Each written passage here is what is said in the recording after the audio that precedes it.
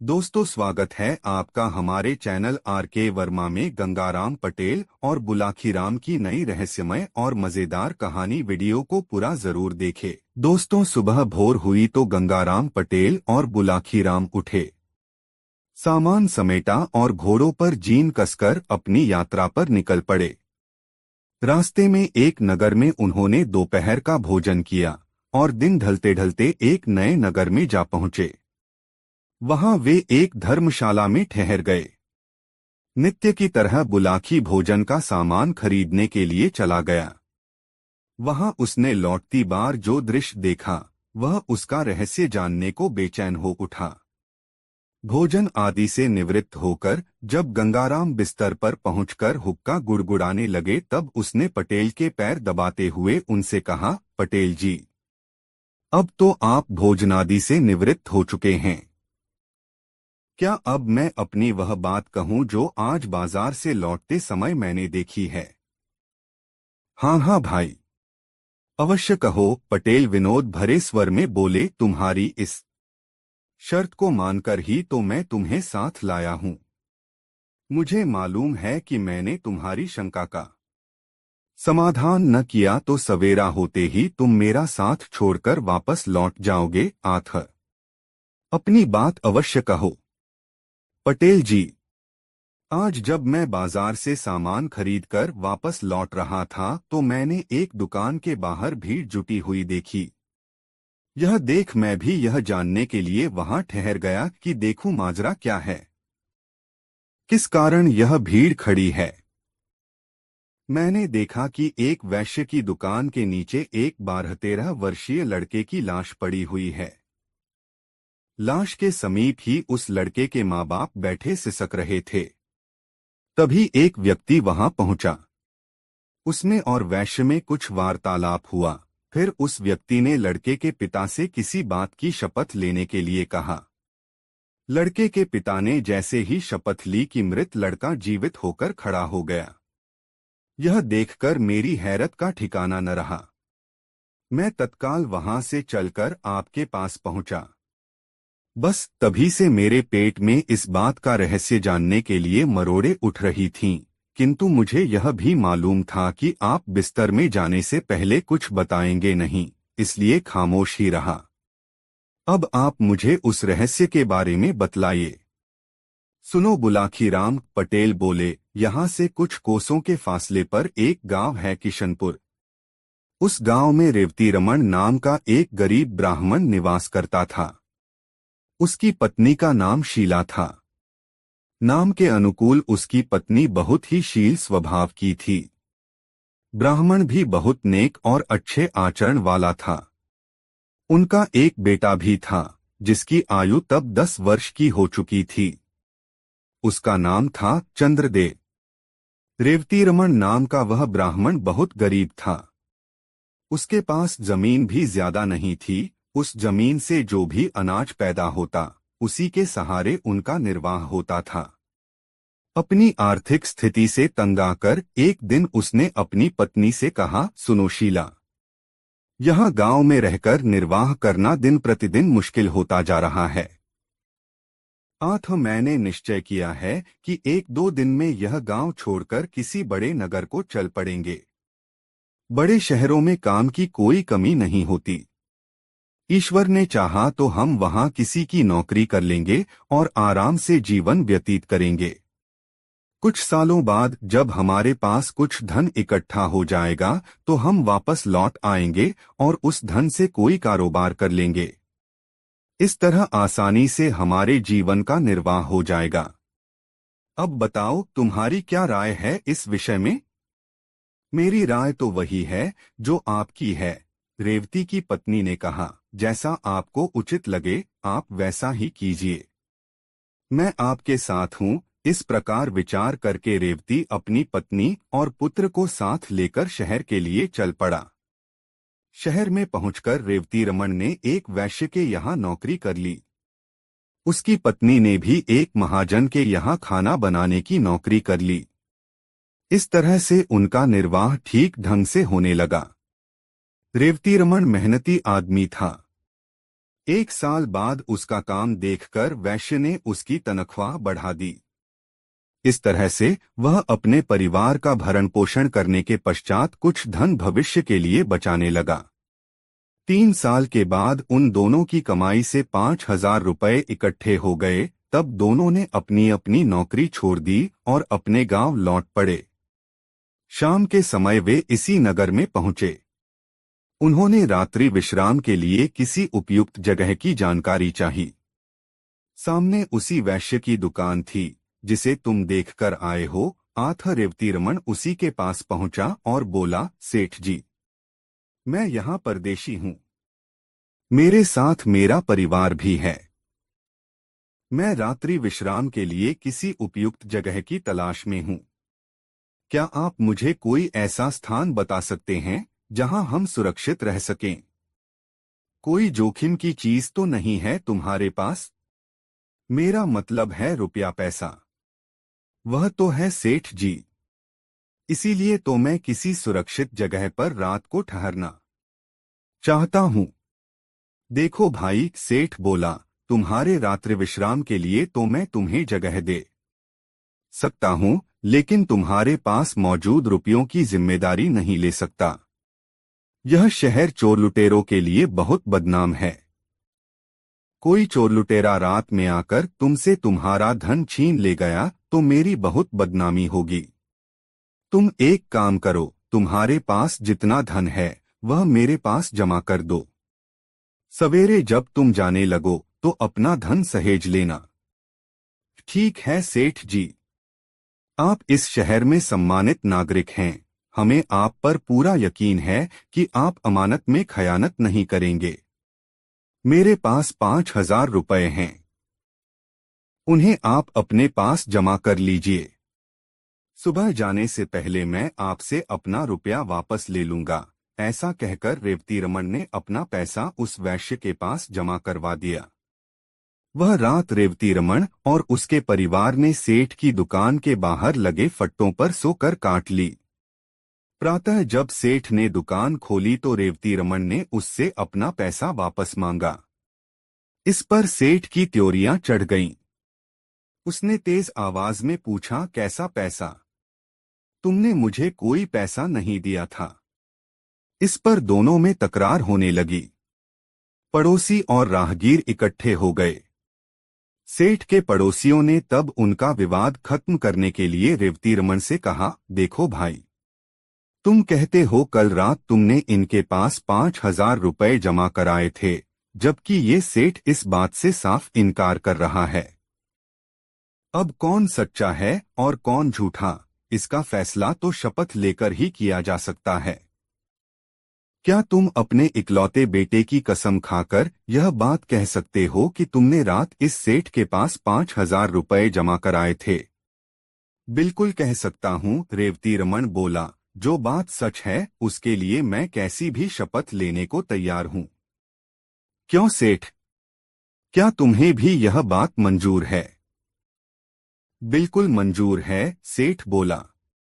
न्यायकर्ताओं ने तब रेवतीरमण से उसके बेटे के सिर पर हाथ रखकर यह कसम खाने के लिए कहा कि यदि उसकी शपथ झूठी है तो तत्काल उसके बेटे की मृत्यु हो जाए।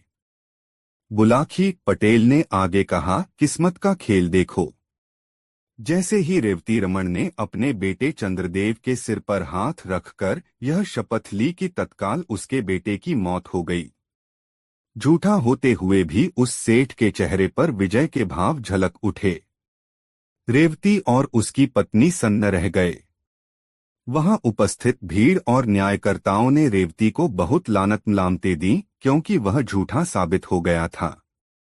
रेवती की हालत ऐसी हो गई जैसे भरे बाजार में उसे किसी ने नंगा कर दिया हो। पति पत्नी दोनों ही सिसक रहे थे और भीड़ उनका मजाक उड़ा रही थी, उन पर फप्तियां कस रही थी। तभी उस भीड़ में से निकलकर एक आदमी रेवतीरमण के पास पहुंचा। उसने उससे कहा, देखो दोस्त, असली माजरा क्या है, तुम मुझे सच्ची बात बताओ। क्या वाकई तुमने इस सेठ को 5,000 रुपये जमा करने के लिए दिए थे? रेवतीरमण बोला, यह बात मैं कई बार दोहरा चुका हूं, लेकिन किसी को यकीन ही नहीं हो रहा, उल्टा सभी लोग मुझे ही बेईमान करार दे रहे हैं। तब एक बार तुम मेरे सामने अपने लड़के की शपथ लेकर यह बात दोबारा कहो कि मेरी बात बिल्कुल सही है। मैंने सेठ के पास अपने 5,000 रुपए जमा कराए थे। यदि तुम्हारी बात सत्य निकली तो तुम्हारा मृत बेटा अभी जीवित होकर उठ खड़ा होगा। फिर उस आदमी ने सेठ से कहा, क्यों सेठ, तुम्हें मंजूर है यह बात? बिल्कुल मंजूर है। भला मुझे क्या एतराज हो सकता है, लेकिन यह आदमी झूठा है। इसका झूठ साबित भी हो चुका है। बेटे की शपथ लेने के बाद इसने झूठ बोला, इसलिए तो इसके बेटे की मौत हो गई है। बेशक बेशक वह व्यक्ति बोला, पर अगर इस बार शपथ लेने के बाद इसका बेटा जीवित हो जाए, उस सूरत में तुम्हें इसे 5 नहीं 10,000 रुपए वापस करने होंगे। बोलो मंजूर है?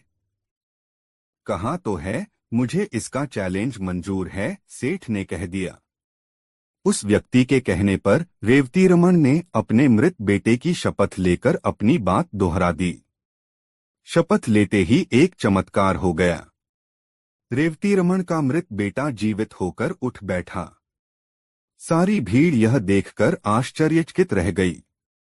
तब सेठ को वादे के अनुसार रेवतीरमण को 5 की जगह 10,000 रुपए लौटाने पड़े। इतनी कहानी सुनाकर गंगाराम पटेल ने आगे कहा, बुलाखी, औरों की तरह तुझे भी इस बात पर जरूर आश्चर्य हो रहा होगा कि आखिर वह व्यक्ति था कौन, जिसने न सिर्फ रेवतीरमण के बेटे चंद्रदेव को जीवित किया अपितु जिसने सेठ से उसे दोगुना धन वापस दिलवाया। तो सुन, मानव के वेश में वह व्यक्ति साक्षात कलियुग था, जो अपने कलिकाल का प्रभाव लोगों को दिखाना चाहता था। यह कलियुग है बुलाखी। इस काल में कैसी भी अनहोनी घटना घट जाए उस पर आश्चर्य नहीं होना चाहिए। आज तू जिस दृश्य को देखकर आया था वह वही दृश्य था। उम्मीद है अब तेरी जिज्ञासा शांत हो गई होगी। आथा अब मुझे भी सोने दे और खुद भी सो रहा है। कल प्रातः फिर से काशी यात्रा के लिए चलना है। कहकर पटेल ने आंखें मूंद लीं और निद्रारानी की गोद में समा गए। करवट बदलकर बुलाखी नाई भी सो गया। दोस्तों, गंगाराम पटेल और बुलाखी नाई भोर होने से पहले ही उठ गए। फिर वे नित्य कर्म से निवृत्त हुए और घोड़ों पर सवार होकर अपनी मंजिल पर चल पड़े। चलते चलते शाम हो गई तो उन्होंने राह में पड़ने वाले एक और नगर में अपना पड़ाव डाला। पटेल ने पैसे देकर बुलाखी को नगर से भोजन का सामान लाने को भेज दिया और स्वयं घोड़ों से सामान उतारकर उसे व्यवस्थित करने लगे। संध्या वंदन आदि से निवृत्त होकर पटेल अभी बैठे ही थे कि बुलाखी सारा सामान लेकर आ पहुंचा। उसका चेहरा उत्साह से चमक रहा था। पटेल समझ गए कि बुलाखी फिर नगर में कोई अजूबा दृश्य देख आया है और उसका रहस्य जानने को बेचैन हो रहा है। उन्होंने स्वयं ही पूछ लिया, बुलाखी, तुम्हारी सूरत से लगता है कि आज तुमने इस नगर में फिर कोई अजीब दृश्य देख लिया है और उस रहस्य को जानने के लिए बेचैन हो रहे हो, लेकिन अभी न तो मैं उसे तुम्हारी जुबानी सुनूंगा और न उस बात का रहस्य तुम्हें बताऊंगा। हमेशा की तरह जब भोजन खा पी कर तृप्त हो जाएंगे तब वह बात मुझे बताना। सोने से पूर्व मैं तुम्हें उस बात का मर्म समझा दूंगा। बुलाखी के पेट में वह बात पच नहीं पा रही थी, लेकिन जब पटेल ने उस समय उसे कोई बात बताने से मना कर दिया तो मन मारकर उसे खामोश रह जाना पड़ा। भोजन से निवृत्त होकर जब दोनों बिस्तर पर जा बैठे तो हुक्के का एक कश खींचकर बात पटेल ने ही छेड़ी। उन्होंने बुलाखीराम से पूछा, हाँ तो भाई बुलाखी, अब तुम वह विचित्र बात बताओ जो तुम नगर में देखकर आए हो और जिसका रहस्य जानने को तुम बहुत बेचैन हो रहे हो। बुलाखी बोला, पटेल जी, आज जब मैं बाजार से खरीदारी करके लौट रहा था तो मैंने चौराहे पर एक अजीब दृश्य देखा। मैंने देखा कि राजा के सिपाही एक नौजवान को सूली पर चढ़ा रहे हैं। वहीं पर एक तपस्विनी सी स्त्री खड़ी है और उसके पास नौजवान भी खड़ा है। उनसे कुछ हटकर एक स्त्री और भी खड़ी थी। तीनों निर्विकार भाव से उस व्यक्ति को सूली पर चढ़ाए जाते देख रहे थे। मेरी समझ में यह बात नहीं आई कि अगर वह व्यक्ति उनका कोई परिचित या कोई रिश्तेदार था तो उसे सूली पर चढ़ता देख उनकी आंखों में आंसू क्यों नहीं आ रहे थे, जबकि वहां तमाशाइयों में मौजूद कई स्त्रियों के चेहरों पर गम के भाव थे। उनमें से कुछ स्त्रियां सिसक भी रही। मौज बुलाखी की बात सुनकर गंगाराम पटेल मुस्कराए, फिर बोले, बुलाखीराम सुनो। इस नगर में रतिराम नाम का एक वैश्य रहता है जो बहुत ही धर्मपरायण बोकन है। उसकी दो संतान हैं, एक लड़की और एक लड़का। लड़की का नाम सुशीला है और लड़के का नाम मदन। सुशीला की अभी शादी नहीं हुई जबकि मदन का विवाह हो चुका है। उसकी पत्नी का नाम किरण है। मदन का एक दोस्त है जिसका नाम है चंपालाल। अब तुम यह सुनो कि इन सबके साथ क्या हुआ। बुलाखी। सेठ रतिराम का कारोबार पहले बहुत अच्छा चलता था। उसकी गिनती इस शहर के धनीमानी व्यक्तियों में की जाती थी, लेकिन चंपालाल नाम के मदन के दोस्त ने इस परिवार में ऐसी चिंगारी फेंकी कि इनका घर तबाह होकर रह गया। वह कैसे पटेल जी? बुलाखी ने उत्सुकता से पूछा। हुआ ये कि मदन का दोस्त चंपालाल पहले एक संघरित्र नौजवान था। उसके पिता ने उसके लिए काफी धन छोड़ा था, किंतु उसके मरने के बाद चंपालाल को परस्त्रीगमन का चस्का लग गया। वह अपनी कामपूर्ति के लिए वेश्याओं के यहाँ जाकर उन पर अपने पिता के जमा किए हुए धन को उड़ाने लगा। धीरे धीरे उसका सारा धन समाप्त हो गया। तब उसने एक जुगत भिड़ा ली। वह वेश्याओं का दलाल बन गया और दूसरे लोगों को फंसाकर वेश्याओं के पास पहुंचाने लगा।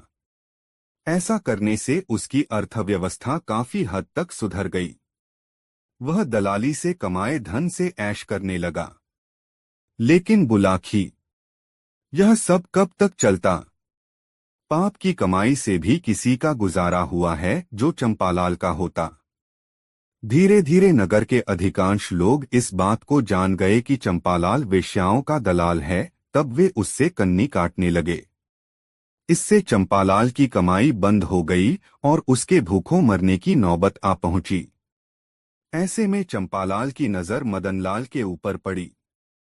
उसने सोचा कि किसी तरह चंपालाल को किसी वेश्या के चंगुल में फंसा दिया जाए तो उस वेश्या की कमाई भी हो जाएगी और मेरी दाल रोटी का जरिया भी निकल आएगा। ऐसा विचार कर एक दिन वह मदन से मिला और उससे कहा, मित्र मदन, कई दिन से मेरी इच्छा देवी दर्शन की हो रही है, लेकिन मैं वहां अकेले जाना नहीं चाहता। तुम साथ दो तो हम दोनों देवी के दर्शन कर आएं। मदन एक धर्मपरायण पिता का बेटा था। उसने अपने पिता से धार्मिक संस्कार पाए थे। वह देवी दर्शन के लिए राजी हो गया। तब चंपालाल उसे बजाय देवी दर्शन कराने के बहला फुसलाकर वेश्या चंद्रा के यहाँ ले आया। उस दिन वेश्या चंद्रा ने उस पर ऐसा मोहिनी मंत्र मारा कि मदन उसका दीवाना बन गया। घर में पतिव्रता स्त्री होते हुए भी वह एक वेश्या के प्रेम में फंस गया और उस पर अपने पिता की कमाई हुई दौलत खुले हाथों लुटाने लगा। वेश्या चंद्रा उससे जिस भी चीज को लाने का आग्रह करती, वह उसकी प्रार्थना को तुरंत पूरी कर देता था। इस तरह से चंपालाल की भी मौज हो गई। वेश्या जो धन मदन से लेती, चंपालाल उसमें से अपना कमीशन वसूल कर लेता था। कुछ दिन बाद मदन की पत्नी किरण को इस बात का पता चल गया कि उसका पति वेश्यागामी हो गया है। इस पर उसने अपने पति को बहुत समझाया बुझाया। मदन ने उसे यह वचन दे दिया कि अब के बाद वह उस वेश्या के पास नहीं जाएगा, लेकिन उसने उस वचन का पालन नहीं किया। चोरी चोरी चुपके चुपके उसका वेश्या के यहाँ जाना बदस्तूर जारी रहा। इतनी कहानी सुनाकर गंगाराम पटेल ने कुछ क्षण विराम लिया। हुक्के से 2-3 गहरे कश खींचे, ढेर सारा धुआं मुंह से उगला और कुछ ताजगी सी महसूस करते हुए आगे बोले, बुलाखी, सेठ के लड़के मदन की वेश्यागामी हो जाने तक की कहानी तुमने सुन ली।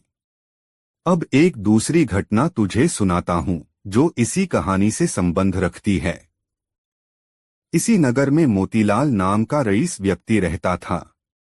उसके पास लाखों की जायदाद थी, किंतु उसे भी सट्टे और वेश्याओं का चस्का लग गया था। परिणाम यह निकला कि कुछ ही दिनों में उसकी सारी दौलत स्वाहा हो गई। उसे भोजन के भी लाले पड़ने लगे।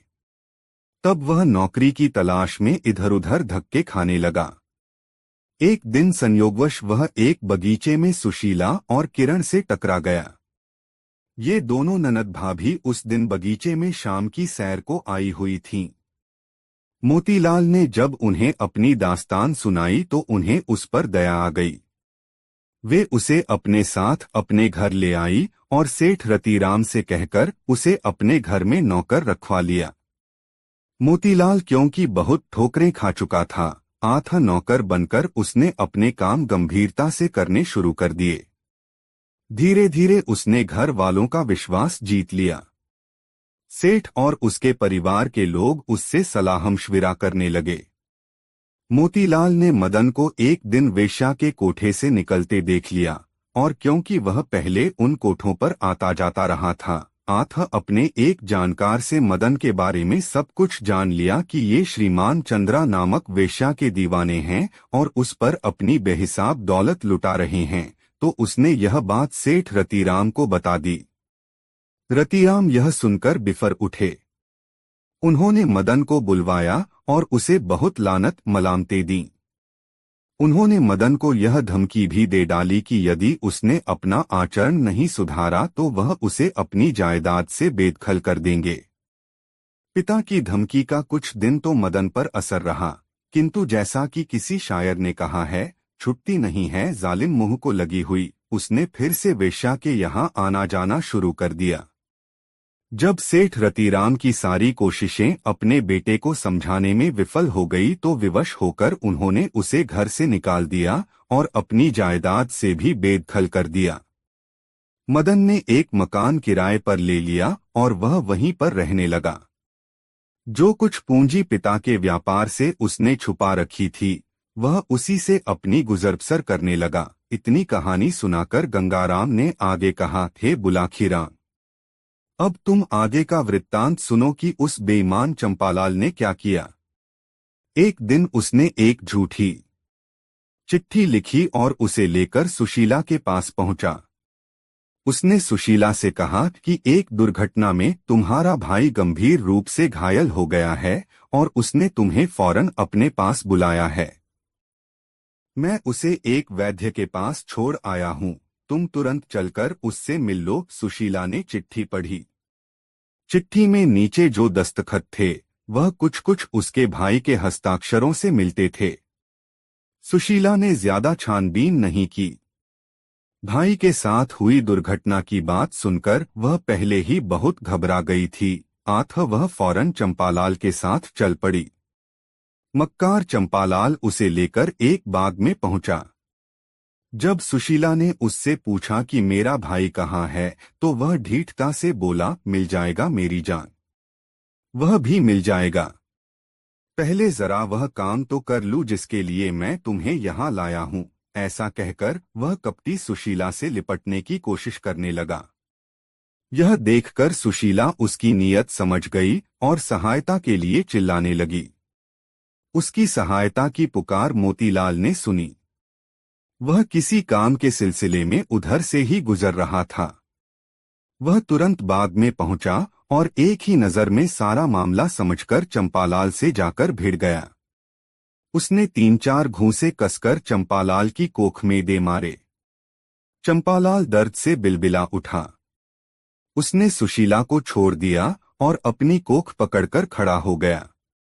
मोतीलाल ने उसे लानत मलामतें दी, उसे बहुत जलील किया, फिर उसकी पीठ पर एक लात जमाकर उसे वहां से भगा दिया। साथ ही उसने यह धमकी भी दे दी कि यदि आगे से उसने सुशीला पर अपनी कुदृष्टि डाली तो वह उसका खून कर देगा। मोतीलाल सुशीला को लेकर उसके घर पहुंचा। उसने सेठ रतीराम को जब यह बात बताई तो उनका खून खौल उठा। उन्होंने अपने आदमी भेजकर चंपालाल को पकड़ मंगवाया। वहां भी चंपालाल की जमकर पिटाई की गई और उसे चेतावनी देकर छोड़ दिया गया कि आगे से वह इस मकान की गलियों से भी गुजरा तो उसका बहुत बुरा अंजाम किया जाएगा। चंपालाल की अपने कुकृत्य के कारण बहुत बेइज्जती हो चुकी थी, अतः उसने इस परिवार से अपनी बेइज्जती का बदला लेने का निश्चय कर लिया। विद्वेष की आग में जलते हुए उसने फैसला कर लिया कि वह मदन को किसी गंभीर मुसीबत में फंसा कर ही दम लेगा।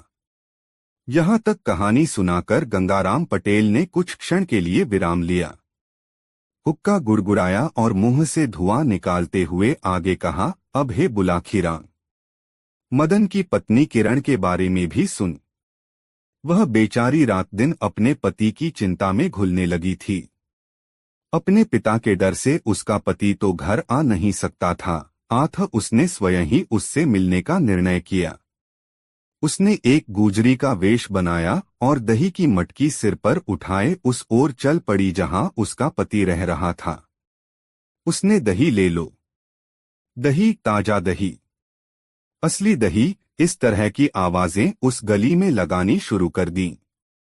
उसकी आवाज सुनकर मदन ने घर से बाहर झांका। एक बेहद खूबसूरत युवती को दही बेचते देखकर वह बर्तन लेकर बाहर आ गया। ए दही वाली, कैसे दिया है दही? उसने पूछा। उस बदले वेश में वह अपनी पत्नी किरण को जरा भी नहीं पहचान सका था। 2 पैसे सेर, किरण बोली। आधा सेर दही इस बर्तन में डाल दो, मदन बोला और बर्तन आगे बढ़ा दिया।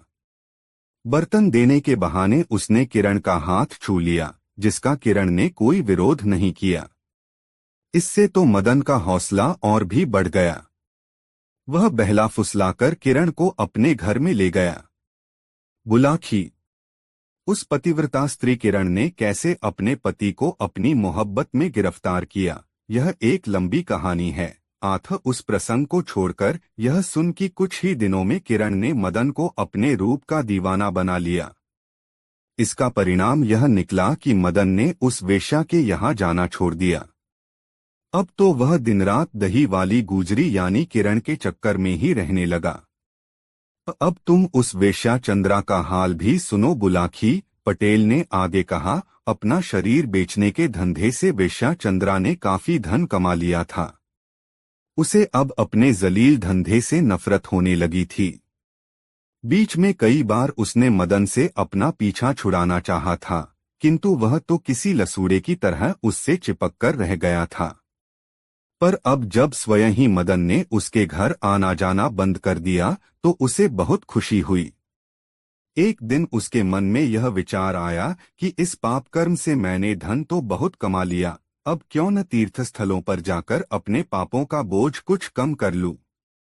ऐसा सोचकर उसने अपनी सारी संपत्ति अपनी छोटी बहन चंचला को सौंप दी और तीर्थों की यात्रा करने के लिए निकल गई। चंद्रा के वहां जाने के बाद चंपालाल का धंधा बिल्कुल चौपट हो गया। ग्राहकों को फंसाकर चंद्रा के कोठे पर पहुंचाने से ही तो उसकी रोजी रोटी चलती थी। जब चंद्रा का कोठा ही बंद हो गया तो उसके भूखे मरने की नौबत आ गई। उसने समझा कि चंद्रा रह तो यहीं रही है, पर जानबूझकर उससे नहीं मिलना चाह रही। तब उसने चंद्रा से भी बदला लेने की ठान ली। एक रात वह चोरी छिपे चंद्रा के घर में घुस गया। अंदर कमरे में उसने एक युवती को सोते हुए देखा। कमरे में अंधेरा था, इसलिए वह यह पहचान नहीं कर सका कि पलंग पर सोई हुई युवती चंद्रा है या कोई और। वह उछलकर पलंग पर चढ़ गया और सोई हुई युवती का मुंह बाएं हाथ से दबा लिया ताकि वह चीख न सके। तब उसने अपनी फेंट से एक तेजधार वाली कटार निकाली और उस युवती का गला रेत दिया। उसने उस युवती का कटा सिर एक चादर में लपेटा और रात के अंधकार में उस कटे सिर को मदन के घर में रखाया। फिर उसने वहां की कोतवाली में यह सूचना पहुंचा दी कि मदन नाम के एक नौजवान ने वेश्या चंद्रा का खून कर दिया है और उसका सिर काटकर अपने साथ ले गया है। इस सूचना के आधार पर शहर कोतवाल ने मदन के घर पर छापा मारा तो उन्हें एक युवती का कटा सिर मिल गया। तब हत्या के जुर्म में मदन को गिरफ्तार कर लिया गया। बेटे को मुसीबत में पड़ा देखकर रतिराम की ममता जाग उठी। उसने एक अच्छा सा वकील करके मदन को छुड़ाने के प्रयास आरंभ कर दिए। सेठ रतिराम ने पैसा पानी की तरह बहाया, किंतु दो कारणों से उसे मदन की जमानत कराने में विफलता ही मिली। पहला कारण तो मदन के घर से कटा सिर मिलना था, दूसरे चंपालाल की चश्मदीद गवाही थी। चंपालाल ने अदालत में खड़े होकर यह गवाही दी थी कि मैंने अपनी आंखों से मदन को वेश्या चंद्रा का खून करते देखा है। बस यही दोनों कारण मदन की जमानत होने में बाधक बन रहे थे। एक लंबी बहस के बाद आखिर न्यायाधीश ने मदन को फांसी का हुक्म सुना दिया। इतना कहकर गंगाराम पटेल ने बुलाखी नाई की ओर देखा और पूछा, बुलाखी क्या बात है, तुम हुकारा नहीं भर रहे? नींद आ रही हो तो कहानी यहीं बंद कर दूं? अरे नहीं नहीं पटेल जी, बुलाखी जल्दी से बोला, मैं खूब ध्यान लगाकर इस कहानी को सुन रहा हूं। मैं तो यह भी सोच रहा हूं कि बुरा वक्त पड़ने पर लोग किस तरह गिरगिट की तरह रंग बदल लेते हैं। अपने सगे ही अपने विपरीत हो जाते हैं और जिनकी हम जीवन भर उपेक्षा करते रहते हैं, वही लोग मदद के लिए आ खड़े होते हैं। खैर, यह तो ईश्वरीय नियम है, इन नियमों में इंसान कुछ नहीं कर सकता। आप आगे की कहानी सुनाइए। बुलाखी पटेल ने कहना आरंभ किया। जब न्यायाधीश ने मदन को फांसी की सजा सुना दी तो उसकी पत्नी किरण ने एक अकल्पनीय फैसला कर लिया। उसने अदालत में यह लिखकर दे दिया कि उस वेश्या का खून मेरे पति ने नहीं, स्वयं मैंने किया है। मेरे पति को छोड़ दिया जाए और मुझे फांसी की सजा दे दी जाए। न्यायाधीश ने उसकी अर्जी स्वीकार कर ली। मदन को जमानत पर रिहा कर दिया गया और किरण को गिरफ्तार करके नए सिरे से मुकदमे की तफ्तीश के आदेश जारी कर दिए। इस बीच मोतीलाल भी लगातार भागदौड़ करता रहा। उसने कटे हुए सिर को देखा था, क्योंकि पहले वह वेश्या चंद्रा के यहाँ लगातार जाता रहा था। अतः उसे यह संदेह हो गया कि वह कटा सिर चंद्रा का न होकर किसी और का था। तब वह सिर किसका था? चंद्रा की बहन चंचला को उसने कभी देखा नहीं था। देखता तो तुरंत पहचान जाता कि वह कटा सिर चंद्रा का नहीं, उसकी छोटी बहन चंचला का था। इसे मदन पर प्रभु की कृपा समझिए या मात्र संयोग। इसी बीच तीर्थयात्रा बीच में ही छोड़कर वेश्या चंद्रा घर लौट आई। उसने घर पहुंचकर देखा कि सब लोग उसे घूर घूर कर देख रहे हैं। उन लोगों को यकीन नहीं हो रहा था कि जिस चंद्रा के कत्ल में मदन पर मुकदमा चल रहा है, वह चंद्रा तो जीवित है। तब चंद्रा स्वयं अदालत में पहुंची और न्यायाधीश को बताया कि कत्ल मेरा नहीं, मेरी छोटी बहन चंचला का हुआ है। चंद्रा ने न्यायाधीश के सामने जोर देकर यह बयान भी दिया कि बहुत दिनों से चंपालाल उसे और मदन को मुसीबत में फंसाने के लिए धमकी दे रहा था। हो सकता है मुझसे बदला लेने के लिए यह कत्ल उसी ने किया हो। चंद्रा के इस बयान पर न्यायाधीश ने कोतवाल को यह आदेश दे दिए कि चंपालाल को हिरासत में लेकर उससे पूछताछ की जाए। एक बार फिर से मुकदमे की तफ्तीश जारी हुई। चंपालाल के घर की तलाशी ली गई। वहां से वह जेवर बरामद हो गए जो उस दिन चंचला ने पहने हुए थे। वह नामुराद उसका सिर काटने के बाद उसके मृत शरीर से जेवर भी उतार लाया था। वह कटार भी उसके घर से बरामद हो गई जिससे उसने चंचला का सिर काटा था। उसे कभी सपने में भी यह गुमान नहीं था कि कभी वह कटार बरामद हो जाएगी। अतः उसने उसे धोया भी नहीं था। चंचला के शरीर का सूखा हुआ खून अभी भी उस कटार पर विद्यमान था। बहरहाल चंपालाल के ऊपर कत्ल का मुकदमा चला। वह दोषी साबित हुआ। न्यायाधीश ने किरण और उसके पति मदन को बाइज्जत बरी कर दिया। कहानी का समापन कर गंगाराम पटेल ने कहा, बुलाखीराम, आज तू जिस अजीब दृश्य को देखकर आया है, वह यही दृश्य था। आज चंपालाल को सूली पर लटकाया जा रहा था। वहां जो तेजस्विनी सी स्त्री खड़ी थी, वह मदन की पत्नी किरण थी और युवक स्वयं मदन था। उससे कुछ हटकर जो स्त्री खड़ी थी वह वेश्या चंद्रा थी। बस अब तो तेरी शंका का समाधान हो गया। अब तू सो जा। मैं भी सोने की तैयारी करता हूँ, सुबह उठकर फिर से यात्रा करनी है। ऐसा कहकर वे लेट गए। शीघ्र हो उन्हें निद्रा देवी ने आघेरा। दोस्तों, कहानी कैसी लगी कमेंट में बताएं और वीडियो को एक लाइक जरूर करें। दोस्तों, काशी यात्रा में बुलाखीराम नाई ने एक नए नगर में जो कुछ देखा उसका विवरण इस प्रकार है। बुलाखीराम ने देखा कि एक बहुत ही दरिद्र दीनहीन व्यक्ति से, जिसके वस्त्र फटे हुए थे, दाढ़ी बढ़ी हुई थी, राजा के 4 सिपाही राजा के पास ले जाने का आग्रह कर रहे थे, किंतु वह व्यक्ति बार बार उनसे राजा के पास न ले जाने का आग्रह कर रहा था। कौन था वह दरिद्र व्यक्ति? राजा के सिपाही क्यों उसे राजा के पास ले जाना चाहते थे और वह क्यों राजा के पास नहीं जाना चाहता था? इन्हीं बातों के विषय में सोचता हुआ बुलाखीराम वापस लौट आया। रात के समय जब दोनों ने भोजन कर लिया और बुलाखी ने पटेल का बिस्तर लगाकर उसके एक किनारे हुक्का भर कर रख दिया, तो पटेल ने बिस्तर पर बैठकर बुलाखी से पूछा, हाँ तो भाई बुलाखीराम, अब बताओ आज कौन सी नई बात इस शहर में देख आए? इस पर बुलाखीराम ने शाम के समय जो कुछ देखा था सब कह सुनाया। सुनकर पटेल ने कहा, भाई बुलाखीराम, यहाँ से पश्चिम की दिशा में 100 कोस की दूरी पर एक नगर है, धर्मपुर। उस नगर में राजबीर सिंह नाम का एक क्षत्रिय रहता था। उसकी पत्नी का नाम रामवती था। दोनों पति पत्नी आनंद से जीवन व्यतीत करते थे। कुछ दिन पश्चात ईश्वर की कृपा से उनके यहाँ एक पुत्र पैदा हुआ, जिसका नाम उन्होंने सुमन रखा। सुमन जैसे जैसे बड़ा हो गया, माता पिता का अत्यधिक लाड़ प्यार मिलने के कारण वह जिद्दी हो गया था। माता पिता भी क्योंकि उसकी हर जिद पूरी कर देते थे, आथ उसकी जिद करने की आदत बढ़ती ही गई। धीरे धीरे वह 20 वर्ष का नवयुवक हो गया। दैवयोग से उसी दौरान प्रकृति ने अपना प्रकोप दिखाया। एक भयंकर भूकंप उस शहर में आया, जिसके कारण न सिर्फ सुमन का मकान अपितु शहर की भी अधिकांश इमारतें तबाह हो गईं। सैकड़ों लोग मलबे के नीचे दबकर मर गए। हजारों लोग जख्मी हो गए। मरने वालों में सुमन के माता पिता भी थे। इस दारुण दुख के कारण सुमन के दिल पर भारी आघात लगा।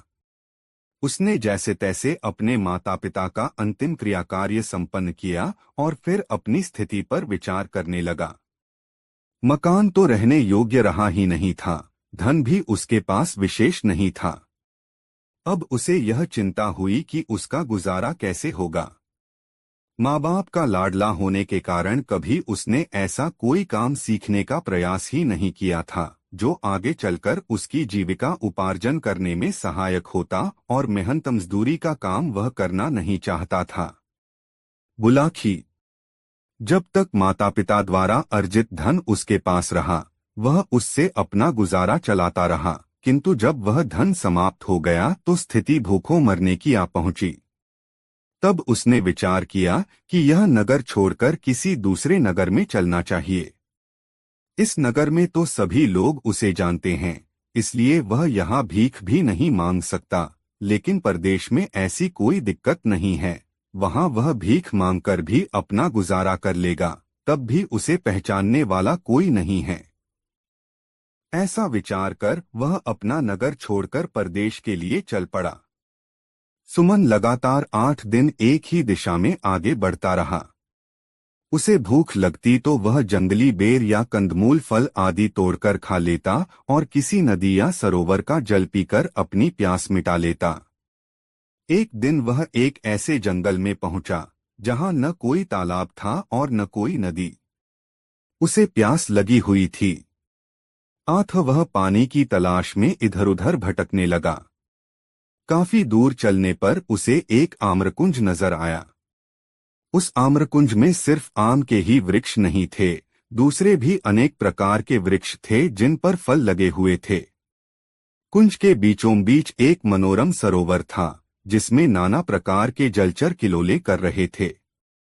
कुंज में पहुंचकर सुमन ने सबसे पहले तो सरोवर से भरपेट पानी पिया, फिर वृक्षों से कुछ फल तोड़े और अपनी क्षुधा शांत की। तत्पश्चात वह एक वृक्ष का सहारा लेकर भूमि पर बैठ गया।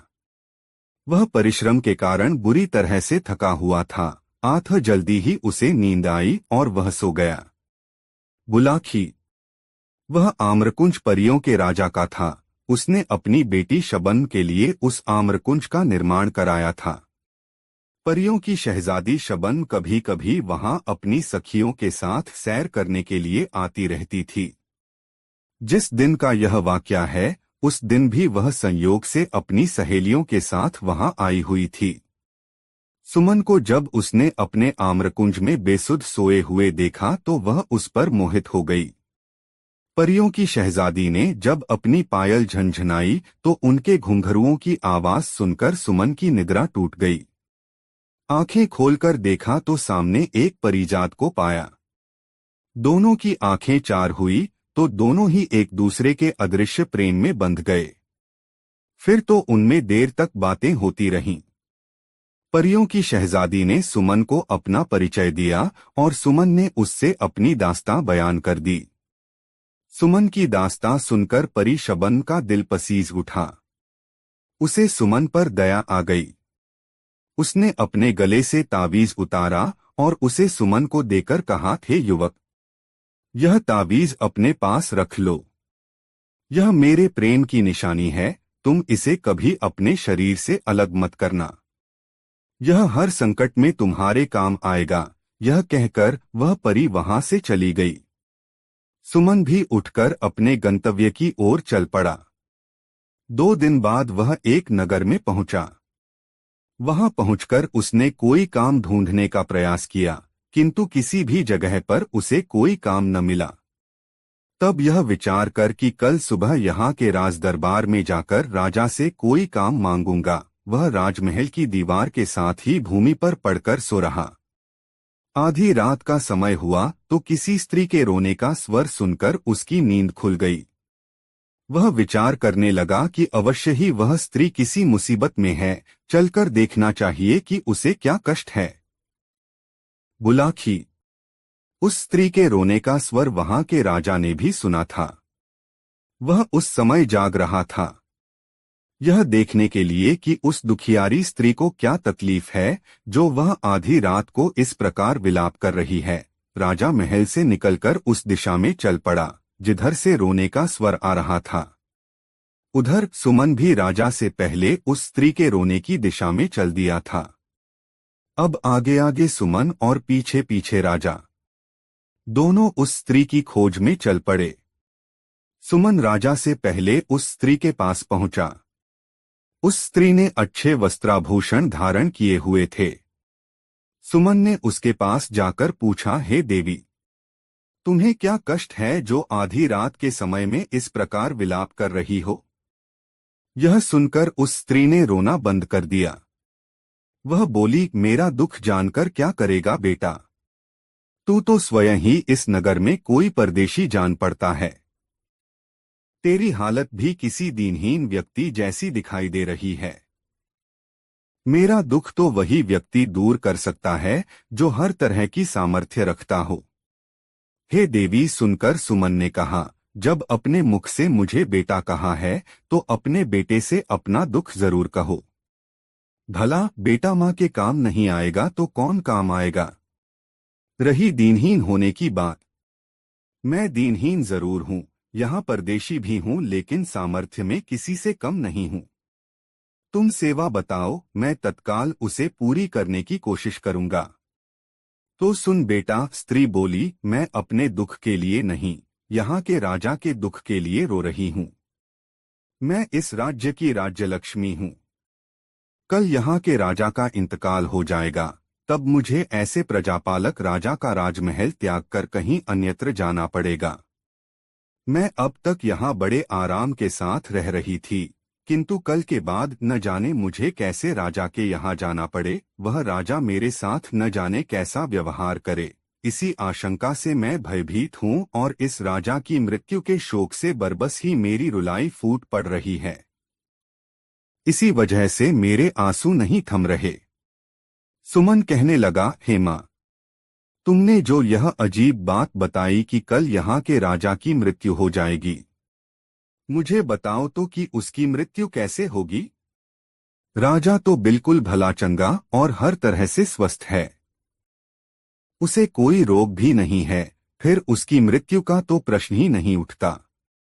अरे मेरे भोले बेटे, राज्यलक्ष्मी बोली, मैंने यह कब कहा कि उसकी मृत्यु स्वाभाविक रूप में होगी? उसकी मृत्यु तो एक सिंह के द्वारा होगी। सुन, कल यह राजा आखेट के लिए वन में जाएगा। वहीं एक सिंह शिकार के दौरान इसे मार डालेगा। यह सुनकर सुमन ने कहा, हेमा, जब तुम्हें इतना ज्ञान है कि राजा की मृत्यु सिंह के शिकार के दौरान होगी, तो तुम यह भी अवश्य जानती होगी कि राजा की मृत्यु किस प्रकार टल सकती है। मुझे वह उपाय बताओ, मैं अपने प्राण देकर भी राजा के प्राणों की रक्षा करने की कोशिश करूंगा। देवी बोली, हे परदेशी, उपाय तो है, किंतु वह करना कठिन है। मैं तुझे वह उपाय बताए देती हूँ। उपाय यह है कि जब राजा आखेट करने वन में जाए तो तू भी उसके साथ वन में चले जाना और राजा के साथ परछाई की तरह लगे रहना। सिंह जब राजा को असावधान पाकर उस पर झपटने को हो, उससे पहले ही तू सिंह पर झपट पड़ना और अपनी तलवार से सिंह को मार डालना, लेकिन यह सब तेरी फुर्ती, शक्ति और चपलता पर निर्भर करता है। यदि तनिक भी चूक हुई तो सिंह राजा के साथ साथ तुझे भी फाड़ डालेगा। ऐसा नहीं होगा माँ, सुमन ने कहा, मैं बहुत सतर्क रहूंगा और हर हाल में राजा के जीवन की रक्षा करूंगा। तेरा कल्याण हो, कहकर वह स्त्री अंतर्धान हो गई। राजा ने अंधेरे में छिपकर उन दोनों का सारा वार्तालाप सुना। उसे अनजाने मित्र सुमन के ऊपर गर्व हो आया, जो न तो यहाँ का निवासी ही था और न राजा का कोई मित्र अथवा रिश्तेदार, फिर भी वह उसके लिए अपनी जान जोखिम में डालने को तैयार था। राजा उसी समय उसके सामने जाहिर होना चाहता था, किंतु न जाने क्या सोचकर उसने अपना कार्यक्रम बदल दिया। वह घूमा और सीधा अपने महल में चला गया। सुमन भी लौटकर अपने पहले वाली जगह पर पड़कर सो गया। बुलाखीराम। जब राजा अपने महल में आकर पलंग पर लेटा तो वह अपने मन में विचार करने लगा कि कल मैं शिकार करने के लिए जाऊंगा ही नहीं, और जब जंगल में जाऊंगा ही नहीं तो सिंह के हाथों मेरी मौत कैसे हो जाएगी। ऐसा विचार करके राजा ने निश्चय कर लिया कि कल किसी भी हालत में वह वन की ओर नहीं जाएगा, चाहे कैसी भी आवश्यकता क्यों न पड़ जाए। लेकिन राजा का यह निश्चय अगले दिन धरा का धरा रह गया। भोर होते ही राजा का एक परम मित्र उसके पास आ पहुंचा। उसका वह मित्र स्वयं भी एक रियासत का राजकुमार था और एक दक्ष शिकारी भी था। उसने जब राजा से शिकार करने के लिए वन में चलने को कहा तो राजा इनकार न कर सका और अपने शिकारियों को साथ लेकर वन की ओर चल पड़ा। इस बीच सुमन साये की तरह राजा के साथ लगा रहा। उस बेचारे के पास कोई हथियार तो था नहीं, अतः उसने निश्चय कर लिया कि अपने हाथों से ही वह सिंह का मुकाबला करेगा। हाका शुरू हुआ। शिकारी ढोल बजा जाकर जंगली जानवरों को खदेड़कर उस दिशा में लाने लगे जिधर राजा मचान पर अपने हथियारों से लैस होकर बैठा था। थोड़ी देर में एक कद्दावर सिंह उसे नजर आया। हाका तंग हुआ तो सिंह सीधा मचान की ओर लपका। राजा ने निशाना बांधा और सिंह पर तीर छोड़ दिया, लेकिन दुर्भाग्यवश तीर सिंह की छाती में न लगकर उसकी पूंछ के समीप जा लगा। इससे सिंह उत्तेजित हो गया और उसने मचान की ओर छलांग लगा दी। इस बार राजा ने उसकी ओर अपना भाला फेंका जो सिंह की पीठ में जा धंसा। सिंह ने एक झुरझुरी सी ली, अपनी पीठ लहराई और राजा का फेंका हुआ भाला उसकी पीठ से निकलकर नीचे गिर गया। इस बीच मचान के पास खड़ा सुमन मूकदर्शक की तरह खड़ा रहा। सिंह से नंगे हाथों भिड़ने का उसका हौसला न हुआ। तभी अचानक उसे याद हो आया कि परी शबन ने उसे एक ताबीज दिया था और कहा था कि यह ताबीज हर संकट में उसकी रक्षा करेगा। सुमन ने तब उस तावीज को आजमाने का निश्चय कर लिया।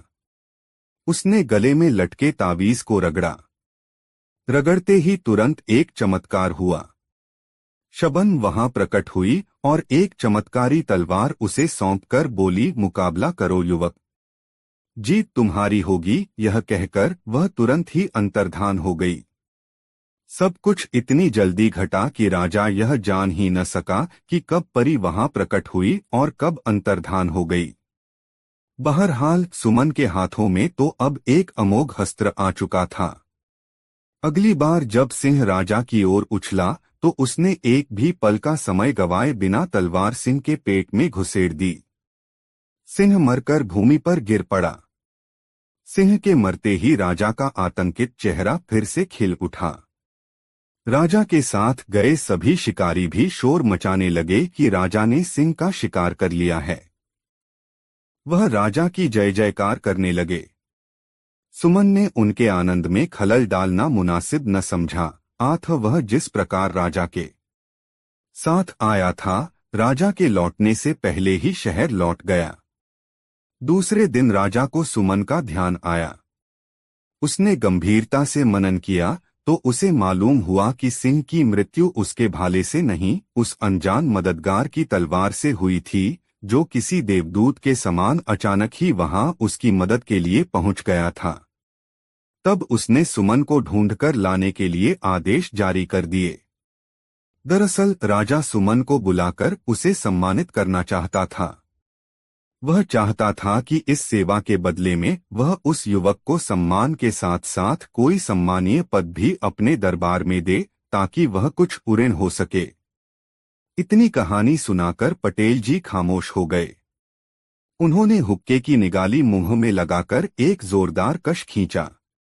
कुछ देर उस कश का आनंद उठाया, फिर ढेर सारा धुआं मुंह से उगलकर आगे कहा, बुलाखी, कहानी खत्म हो गई। अब पहचान की। वह युवक कौन था जिसे तू शाम को देखकर आया था?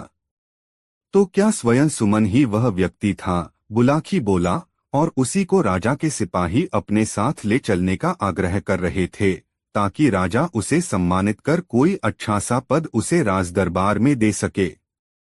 बिल्कुल सही समझा तुमने, पटेल बोले, और चूंकि अब तुम्हारे प्रश्न का उत्तर तुम्हें मिल गया है, इसलिए अब लंबी तान कर सो रहो। मुझे भी बहुत जोरों से नींद आ रही है। तत्पश्चात दोनों सो गए। रात बीतती रही। दोस्तों, कहानी कैसी लगी कमेंट में जरूर बताएं। दोस्तों, सुबह भोर हुई तो गंगाराम पटेल और बुलाखीराम उठे, शौचादि से फारिग हुए, सामान समेटा और घोड़ों पर जीन कसकर अपनी यात्रा पर निकल पड़े। रास्ते में एक नगर में उन्होंने दोपहर का भोजन किया और दिन ढलते ढलते एक नए नगर में जा पहुंचे। वहां वे एक धर्मशाला में ठहर गए। नित्य की तरह बुलाखी भोजन का सामान खरीदने के लिए चला गया। वहां उसने लौटती बार जो दृश्य देखा, वह उसका रहस्य जानने को बेचैन हो उठा। भोजन आदि से निवृत्त होकर जब गंगाराम बिस्तर पर पहुंचकर हुक्का गुड़गुड़ाने लगे, तब उसने पटेल के पैर दबाते हुए उनसे कहा, पटेल जी, अब तो आप भोजनादि से निवृत्त हो चुके हैं। क्या अब मैं अपनी वह बात कहूं जो आज बाजार से लौटते समय मैंने देखी है? हाँ हाँ भाई, अवश्य कहो, पटेल विनोद भरे स्वर में बोले। तुम्हारी इस शर्त को मानकर ही तो मैं तुम्हें साथ लाया हूं। मुझे मालूम है कि मैंने तुम्हारी शंका का समाधान न किया तो सवेरा होते ही तुम मेरा साथ छोड़कर वापस लौट जाओगे। अपनी बात अवश्य कहो। पटेल जी, आज जब मैं बाजार से सामान खरीदकर वापस लौट रहा था तो मैंने एक दुकान के बाहर भीड़ जुटी हुई देखी। यह देख मैं भी यह जानने के लिए वहां ठहर गया कि देखूं माजरा क्या है, किस कारण यह भीड़ खड़ी है। मैंने देखा कि एक वैश्य की दुकान के नीचे एक 12-13 वर्षीय लड़के की लाश पड़ी हुई है। लाश के समीप ही उस लड़के के माँ बाप बैठे सिसक रहे थे। तभी एक व्यक्ति वहां पहुंचा। उसमें और वैश्य में कुछ वार्तालाप हुआ। फिर उस व्यक्ति ने लड़के के पिता से किसी बात की शपथ लेने के लिए कहा। लड़के के पिता ने जैसे ही शपथ ली कि मृत लड़का जीवित होकर खड़ा हो गया। यह देखकर मेरी हैरत का ठिकाना न रहा। मैं तत्काल वहां से चलकर आपके पास पहुंचा। बस तभी से मेरे पेट में इस बात का रहस्य जानने के लिए मरोड़े उठ रही थीं, किंतु मुझे यह भी मालूम था कि आप बिस्तर में जाने से पहले कुछ बताएंगे नहीं, इसलिए खामोश ही रहा। अब आप मुझे उस रहस्य के बारे में बतलाइए। सुनो, बुलाखीराम पटेल बोले, यहाँ से कुछ कोसों के फासले पर एक गांव है किशनपुर। उस गांव में रेवती रमन नाम का एक गरीब ब्राह्मण निवास करता था। उसकी पत्नी का नाम शीला था। नाम के अनुकूल उसकी पत्नी बहुत ही शील स्वभाव की थी। ब्राह्मण भी बहुत नेक और अच्छे आचरण वाला था। उनका एक बेटा भी था, जिसकी आयु तब 10 वर्ष की हो चुकी थी। उसका नाम था चंद्रदेव। रेवती रमन नाम का वह ब्राह्मण बहुत गरीब था। उसके पास जमीन भी ज्यादा नहीं थी। उस जमीन से जो भी अनाज पैदा होता, उसी के सहारे उनका निर्वाह होता था। अपनी आर्थिक स्थिति से तंग आकर एक दिन उसने अपनी पत्नी से कहा, सुनो शीला, यहाँ गांव में रहकर निर्वाह करना दिन प्रतिदिन मुश्किल होता जा रहा है। आठ मैंने निश्चय किया है कि 1-2 दिन में यह गांव छोड़कर किसी बड़े नगर को चल पड़ेंगे। बड़े शहरों में काम की कोई कमी नहीं होती। ईश्वर ने चाहा तो हम वहां किसी की नौकरी कर लेंगे और आराम से जीवन व्यतीत करेंगे। कुछ सालों बाद जब हमारे पास कुछ धन इकट्ठा हो जाएगा तो हम वापस लौट आएंगे और उस धन से कोई कारोबार कर लेंगे। इस तरह आसानी से हमारे जीवन का निर्वाह हो जाएगा। अब बताओ, तुम्हारी क्या राय है इस विषय में? मेरी राय तो वही है जो आपकी है, रेवती की पत्नी ने कहा। जैसा आपको उचित लगे आप वैसा ही कीजिए। मैं आपके साथ हूँ। इस प्रकार विचार करके रेवती अपनी पत्नी और पुत्र को साथ लेकर शहर के लिए चल पड़ा। शहर में पहुंचकर रेवती रमन ने एक वैश्य के यहाँ नौकरी कर ली। उसकी पत्नी ने भी एक महाजन के यहाँ खाना बनाने की नौकरी कर ली। इस तरह से उनका निर्वाह ठीक ढंग से होने लगा। रेवती रमन मेहनती आदमी था। 1 साल बाद उसका काम देखकर वैश्य ने उसकी तनख्वाह बढ़ा दी। इस तरह से वह अपने परिवार का भरण पोषण करने के पश्चात कुछ धन भविष्य के लिए बचाने लगा। 3 साल के बाद उन दोनों की कमाई से 5,000 रुपये इकट्ठे हो गए। तब दोनों ने अपनी अपनी नौकरी छोड़ दी और अपने गांव लौट पड़े। शाम के समय वे इसी नगर में पहुंचे। उन्होंने रात्रि विश्राम के लिए किसी उपयुक्त जगह की जानकारी चाही। सामने उसी वैश्य की दुकान थी जिसे तुम देखकर आए हो। रेवती रमन उसी के पास पहुंचा और बोला, सेठ जी, मैं यहाँ परदेशी हूँ। मेरे साथ मेरा परिवार भी है। मैं रात्रि विश्राम के लिए किसी उपयुक्त जगह की तलाश में हूँ। क्या आप मुझे कोई ऐसा स्थान बता सकते हैं जहां हम सुरक्षित रह सकें? कोई जोखिम की चीज तो नहीं है तुम्हारे पास? मेरा मतलब है रुपया पैसा। वह तो है सेठ जी। इसीलिए तो मैं किसी सुरक्षित जगह पर रात को ठहरना चाहता हूँ। देखो भाई, सेठ बोला, तुम्हारे रात्रि विश्राम के लिए तो मैं तुम्हें जगह दे सकता हूँ, लेकिन तुम्हारे पास मौजूद रुपयों की जिम्मेदारी नहीं ले सकता। यह शहर चोर लुटेरों के लिए बहुत बदनाम है। कोई चोर लुटेरा रात में आकर तुमसे तुम्हारा धन छीन ले गया तो मेरी बहुत बदनामी होगी। तुम एक काम करो, तुम्हारे पास जितना धन है वह मेरे पास जमा कर दो। सवेरे जब तुम जाने लगो तो अपना धन सहेज लेना।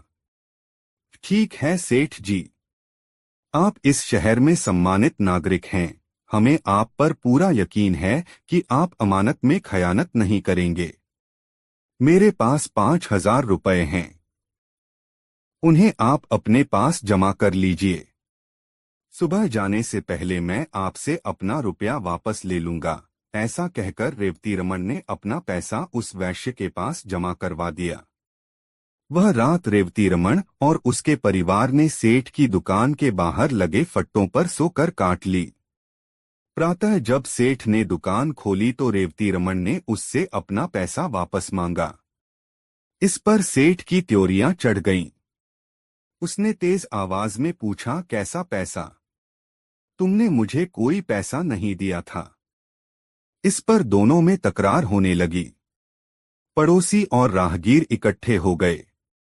सेठ के पड़ोसियों ने तब उनका विवाद खत्म करने के लिए रेवती रमन से कहा, देखो भाई, तुम कहते हो कल रात तुमने इनके पास 5,000 रुपए जमा कराए थे, जबकि ये सेठ इस बात से साफ इनकार कर रहा है। अब कौन सच्चा है और कौन झूठा, इसका फैसला तो शपथ लेकर ही किया जा सकता है। क्या तुम अपने इकलौते बेटे की कसम खाकर यह बात कह सकते हो कि तुमने रात इस सेठ के पास 5,000 रुपए जमा कराए थे? बिल्कुल कह सकता हूँ, रेवती रमन बोला। जो बात सच है उसके लिए मैं कैसी भी शपथ लेने को तैयार हूँ। क्यों सेठ, क्या तुम्हें भी यह बात मंजूर है? बिल्कुल मंजूर है, सेठ बोला।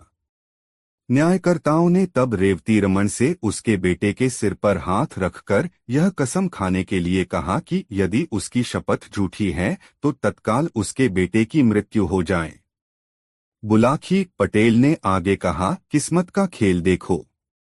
जैसे ही रेवती रमन ने अपने बेटे चंद्रदेव के सिर पर हाथ रखकर यह शपथ ली कि तत्काल उसके बेटे की मौत हो गई।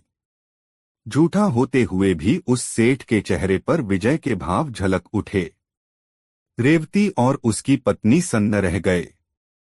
वहां उपस्थित भीड़ और न्यायकर्ताओं ने रेवती को बहुत लानत मलामतें दी, क्योंकि वह झूठा साबित हो गया था। रेवती की हालत ऐसी हो गई जैसे भरे बाजार में उसे किसी ने नंगा कर दिया हो।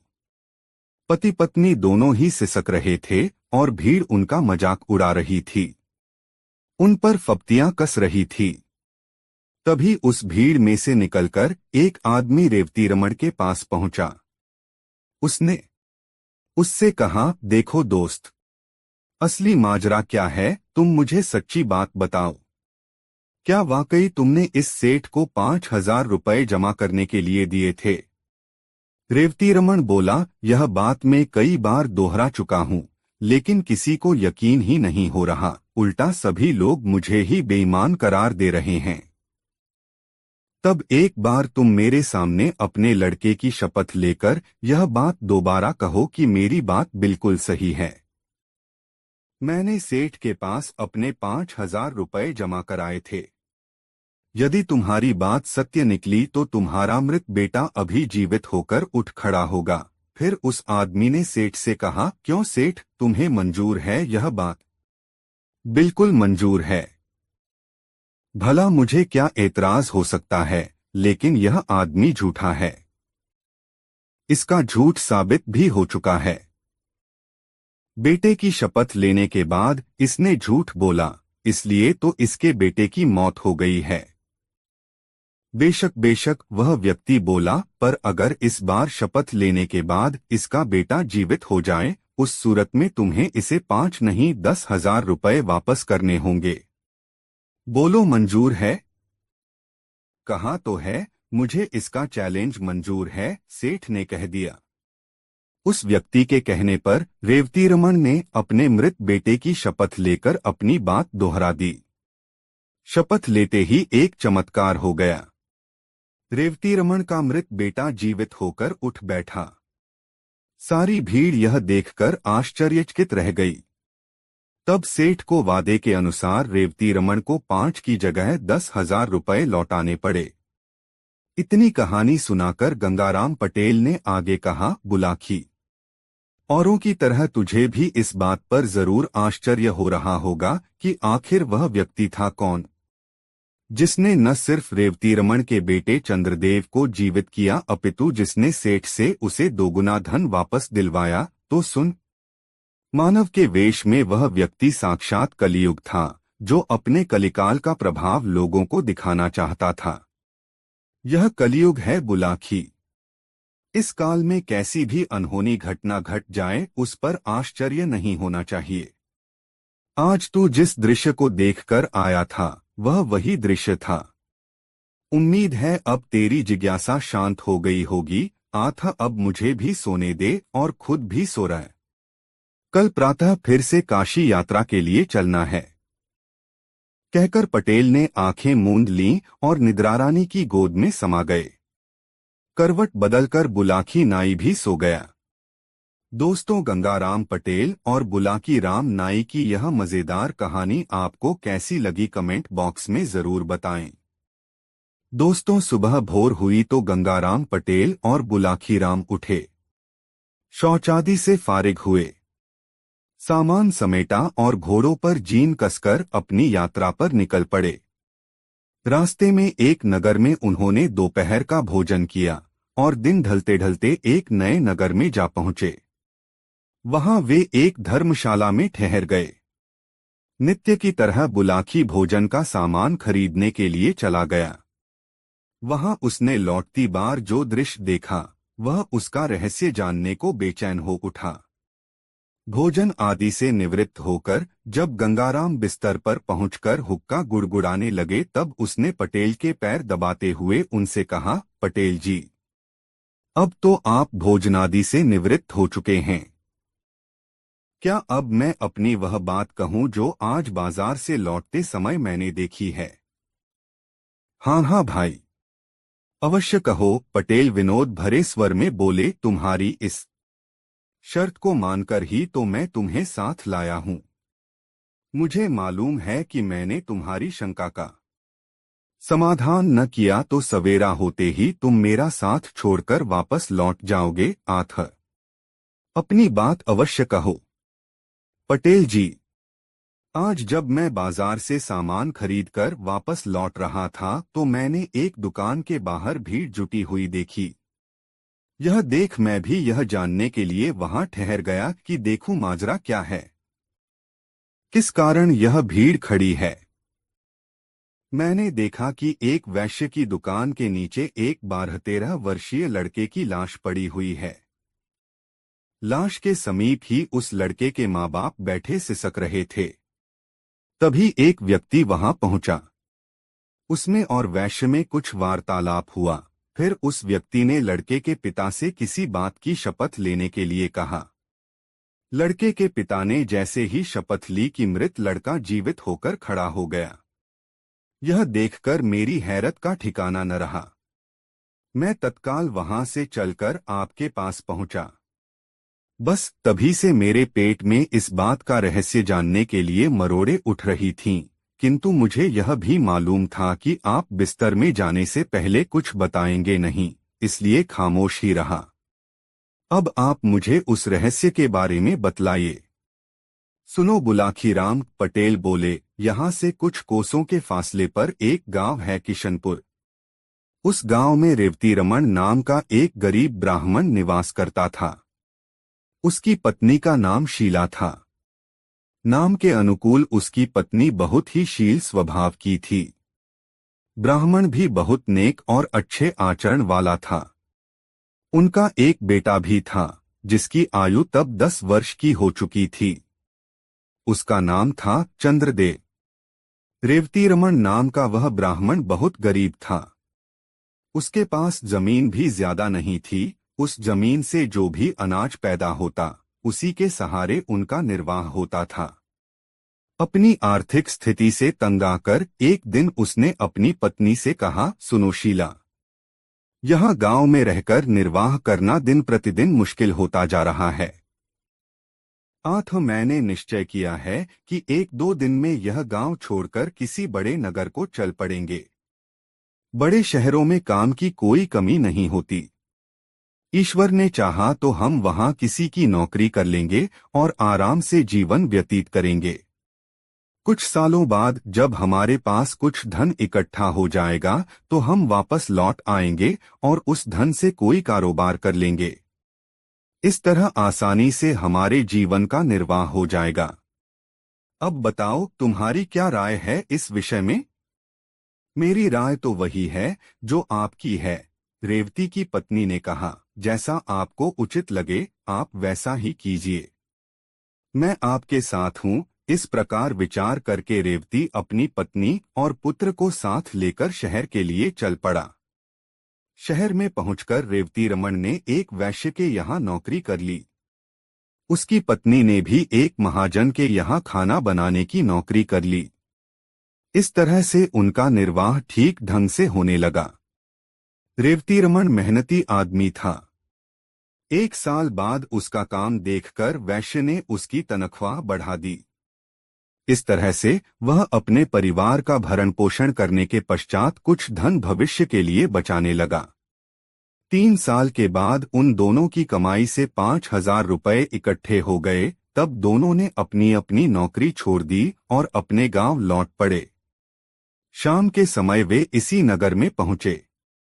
उन्होंने रात्रि विश्राम के लिए किसी उपयुक्त जगह की जानकारी चाही। सामने उसी वैश्य की दुकान थी जिसे तुम देखकर आए हो। आथा रेवती रमन उसी के पास पहुंचा और बोला, सेठ जी, मैं यहाँ परदेशी हूँ। मेरे साथ मेरा परिवार भी है। मैं रात्रि विश्राम के लिए किसी उपयुक्त जगह की तलाश में हूँ। क्या आप मुझे कोई ऐसा स्थान बता सकते हैं जहाँ हम सुरक्षित रह सकें? कोई जोखिम की चीज तो नहीं है तुम्हारे पास? मेरा मतलब है रुपया पैसा। वह तो है सेठ जी, इसीलिए तो मैं किसी सुरक्षित जगह पर रात को ठहरना चाहता हूँ। देखो भाई, सेठ बोला, तुम्हारे रात्रि विश्राम के लिए तो मैं तुम्हें जगह दे सकता हूँ, लेकिन तुम्हारे पास मौजूद रुपयों की जिम्मेदारी नहीं ले सकता। यह शहर चोर लुटेरों के लिए बहुत बदनाम है। कोई चोर लुटेरा रात में आकर तुमसे तुम्हारा धन छीन ले गया तो मेरी बहुत बदनामी होगी। तुम एक काम करो, तुम्हारे पास जितना धन है वह मेरे पास जमा कर दो। सवेरे जब तुम जाने लगो तो अपना धन सहेज लेना। ठीक है सेठ जी, आप इस शहर में सम्मानित नागरिक हैं। हमें आप पर पूरा यकीन है कि आप अमानत में खयानत नहीं करेंगे। मेरे पास 5,000 रुपये हैं, उन्हें आप अपने पास जमा कर लीजिए। सुबह जाने से पहले मैं आपसे अपना रुपया वापस ले लूंगा। ऐसा कहकर रेवती रमन ने अपना पैसा उस वैश्य के पास जमा करवा दिया। वह रात रेवती रमन और उसके परिवार ने सेठ की दुकान के बाहर लगे फट्टों पर सोकर काट ली। प्रातः जब सेठ ने दुकान खोली तो रेवती रमन ने उससे अपना पैसा वापस मांगा। इस पर सेठ की त्योरियां चढ़ गईं। उसने तेज आवाज में पूछा, कैसा पैसा? तुमने मुझे कोई पैसा नहीं दिया था। इस पर दोनों में तकरार होने लगी। पड़ोसी और राहगीर इकट्ठे हो गए। सेठ के पड़ोसियों ने तब उनका विवाद खत्म करने के लिए रेवती रमन से कहा, देखो भाई, तुम कहते हो कल रात तुमने इनके पास 5,000 रुपये जमा कराए थे, जबकि ये सेठ इस बात से साफ इनकार कर रहा है। अब कौन सच्चा है और कौन झूठा, इसका फैसला तो शपथ लेकर ही किया जा सकता है। क्या तुम अपने इकलौते बेटे की कसम खाकर यह बात कह सकते हो कि तुमने रात इस सेठ के पास 5,000 रुपये जमा कराए थे? बिल्कुल कह सकता हूँ। रेवती रमन बोला, जो बात सच है उसके लिए मैं कैसी भी शपथ लेने को तैयार हूँ। क्यों सेठ, क्या तुम्हें भी यह बात मंजूर है? बिल्कुल मंजूर है, सेठ बोला। न्यायकर्ताओं ने तब रेवती रमन से उसके बेटे के सिर पर हाथ रखकर यह कसम खाने के लिए कहा कि यदि उसकी शपथ झूठी है तो तत्काल उसके बेटे की मृत्यु हो जाए। बुलाखी पटेल ने आगे कहा, किस्मत का खेल देखो। जैसे ही रेवती रमन ने अपने बेटे चंद्रदेव के सिर पर हाथ रखकर यह शपथ ली कि तत्काल उसके बेटे की मौत हो गई। झूठा होते हुए भी उस सेठ के चेहरे पर विजय के भाव झलक उठे। रेवती और उसकी पत्नी सन्न रह गए।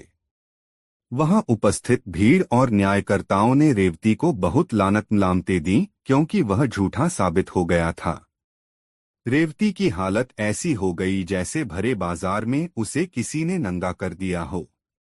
पति पत्नी दोनों ही सिसक रहे थे और भीड़ उनका मजाक उड़ा रही थी, उन पर फप्तियां कस रही थी। तभी उस भीड़ में से निकलकर एक आदमी रेवती रमण के पास पहुंचा। उसने उससे कहा, देखो दोस्त, असली माजरा क्या है, तुम मुझे सच्ची बात बताओ। क्या वाकई तुमने इस सेठ को 5,000 रुपए जमा करने के लिए दिए थे? रेवती रमण बोला, यह बात मैं कई बार दोहरा चुका हूं, लेकिन किसी को यकीन ही नहीं हो रहा। उल्टा सभी लोग मुझे ही बेईमान करार दे रहे हैं। तब एक बार तुम मेरे सामने अपने लड़के की शपथ लेकर यह बात दोबारा कहो कि मेरी बात बिल्कुल सही है। मैंने सेठ के पास अपने 5,000 रुपए जमा कराए थे। यदि तुम्हारी बात सत्य निकली तो तुम्हारा मृत बेटा अभी जीवित होकर उठ खड़ा होगा। फिर उस आदमी ने सेठ से कहा, क्यों सेठ, तुम्हें मंजूर है यह बात? बिल्कुल मंजूर है। भला मुझे क्या एतराज हो सकता है, लेकिन यह आदमी झूठा है। इसका झूठ साबित भी हो चुका है। बेटे की शपथ लेने के बाद इसने झूठ बोला, इसलिए तो इसके बेटे की मौत हो गई है। बेशक वह व्यक्ति बोला, पर अगर इस बार शपथ लेने के बाद इसका बेटा जीवित हो जाए, उस सूरत में तुम्हें इसे 5 नहीं 10,000 रुपए वापस करने होंगे। बोलो मंजूर है? कहा तो है, मुझे इसका चैलेंज मंजूर है, सेठ ने कह दिया। उस व्यक्ति के कहने पर रेवती रमण ने अपने मृत बेटे की शपथ लेकर अपनी बात दोहरा दी। शपथ लेते ही एक चमत्कार हो गया। रेवती रमण का मृत बेटा जीवित होकर उठ बैठा। सारी भीड़ यह देखकर आश्चर्यचकित रह गई। तब सेठ को वादे के अनुसार रेवती रमण को 5 की जगह 10,000 रुपए लौटाने पड़े। इतनी कहानी सुनाकर गंगाराम पटेल ने आगे कहा, बुलाखी, औरों की तरह तुझे भी इस बात पर जरूर आश्चर्य हो रहा होगा कि आखिर वह व्यक्ति था कौन, जिसने न सिर्फ रेवती रमण के बेटे चंद्रदेव को जीवित किया अपितु जिसने सेठ से उसे दोगुना धन वापस दिलवाया। तो सुन, मानव के वेश में वह व्यक्ति साक्षात कलियुग था, जो अपने कलिकाल का प्रभाव लोगों को दिखाना चाहता था। यह कलियुग है बुलाखी। इस काल में कैसी भी अनहोनी घटना घट जाए, उस पर आश्चर्य नहीं होना चाहिए। आज तू जिस दृश्य को देखकर आया था, वह वही दृश्य था। उम्मीद है अब तेरी जिज्ञासा शांत हो गई होगी। आथा, अब मुझे भी सोने दे और खुद भी सो रहा है। कल प्रातः फिर से काशी यात्रा के लिए चलना है। कहकर पटेल ने आंखें मूंद लीं और निद्रारानी की गोद में समा गए। करवट बदलकर बुलाखी नाई भी सो गया। दोस्तों, यह अनोखी कहानी आपको कैसी लगी कमेंट में जरूर बताएं। ऐसी और कहानी सुनने के लिए हमारे चैनल आर के वर्मा को अभी सब्सक्राइब कर ले। वीडियो देखने के लिए बहुत बहुत धन्यवाद।